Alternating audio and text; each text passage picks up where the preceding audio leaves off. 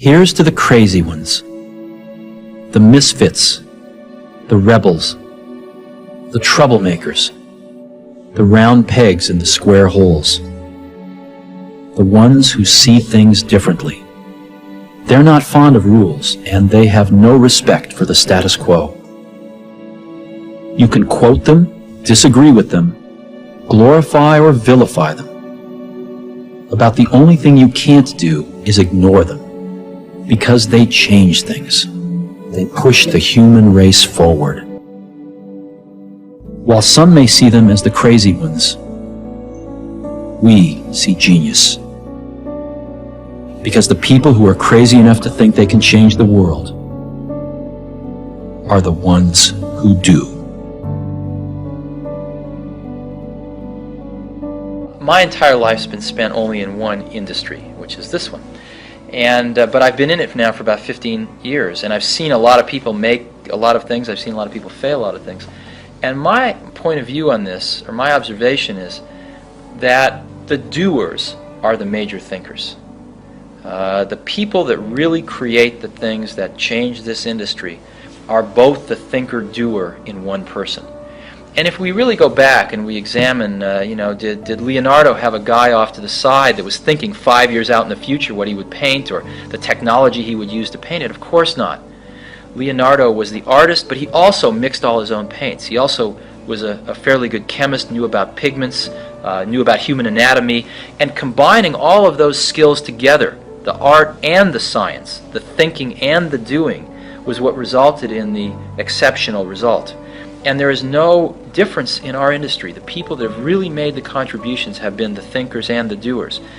And a lot of people, of course, it's very easy to take credit for the thinking. The doing is more concrete, but it's very easy for somebody to say, oh, I thought of this 3 years ago.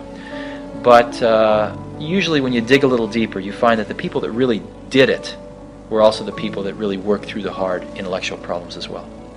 People say you have to have a lot of passion for what you're doing, and it's totally true. And the reason is because it's so hard that if you don't, any rational person would give up. It's really hard, and you have to do it over a sustained period of time. So if you don't love it, if you're not having fun doing it and you don't really love it, you're going to give up. And that's what happens to most people, actually. If you really look at the ones that ended up being successful, unquote, in the eyes of society and the ones that didn't, oftentimes it's the ones that are successful loved what they did so they could persevere when it got really tough. And the ones that didn't love it quit because they're sane, right? Who would want to put up with this stuff if you don't love it? So it's a lot of hard work, and it's a lot of worrying constantly. And if you don't love it, you're going to fail. So you got to love it, you got to have passion. And I'm convinced that about half of what separates the successful entrepreneurs from the non-successful ones is pure perseverance. It is so hard. You pour so much of your life into this thing. There are such rough moments in time that most people give up. I don't blame them. I mean, it's really tough, and it consumes your life. I mean, if you've got a family and you're in the early days of a company, I can't imagine how one could do it. I'm sure it's been done, but it's rough. I mean, because it's pretty much an 18-hour-a-day job, 7 days a week for a while. So unless you have a lot of passion about this, you're going to not survive. You're going to give it up.